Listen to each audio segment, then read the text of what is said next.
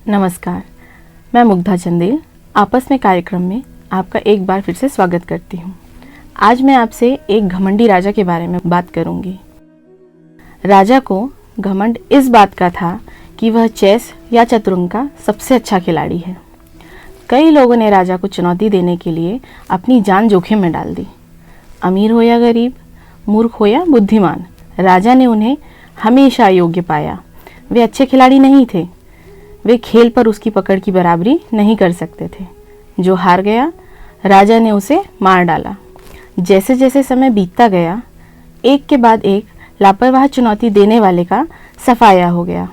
राजा को इस बात से संतुष्टि हुई कि पूरी धरती पर कोई भी ऐसा नहीं है जो उससे मुकाबला करने में सक्षम हो। वर्षों बाद एक गरीब भिखारी राजा के खिलाफ खेलने के इरादे से महल में आया।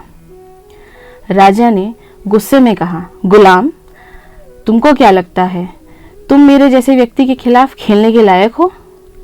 राजा ने चिढ़कर कहा और जल्लाद को बुलाया। भिखारी ने राजा से कहा, राजा, आप जो करने जा रहे हैं उसके लिए मैं आपको माफ़ करता हूँ। क्या आप ऐसा करने में सक्षम होंगे? भिखारी ने शांतिपूर्वक उत्तर दिया। राजा स्तब्ध रह गए। उसने कभी भी ऐसी बात की उम्मीद नहीं की थी, लेकिन जितना अधिक उसने इसके बारे में सोचा, उतना ही उस आदमी की बातें उसे समझ में आने लगी। यदि उसे मौत की सज़ा दी जाती तो भिखारी सही होता, और क्षमा करने की अपनी क्षमता के कारण उसने खुद को बेहतर इंसान दिखाया होता। और यदि भिखारी को फांसी नहीं दी गई तो वह अपने जीवन और एक योग्य प्रतिद्वंदी होने की प्रतिष्ठा लेकर जाएगा।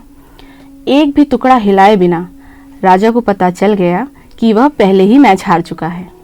राजा ने कहा, तुमने बिना खेले ही मुझे कैसे हरा दिया? चाहे मैं तुम्हारे साथ खेलूं या ना खेलूं, हर किसी ने मेरी गरिमा की कमी देखी होगी। भिखारी ने कहा, आप गलत हैं महाराज। आपकी बदनामी के बारे में हर कोई पहले से ही जानता है। वर्षों से आपके कार्यों से पता चलता है कि आप कितने अपमानजनक और अन्यायी हो गए हैं।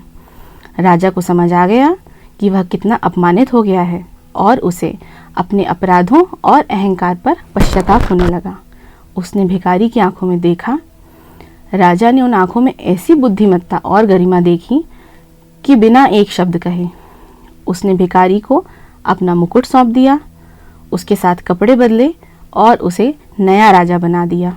याद रखें, क्षमा शक्तिशाली लोगों की पहचान है। माफ़ करने वाला दंड देने वाले से बड़ा होता है। अगर आपको ये कहानी पसंद आई हो तो लाइक ज़रूर करें और कमेंट भी लिखें।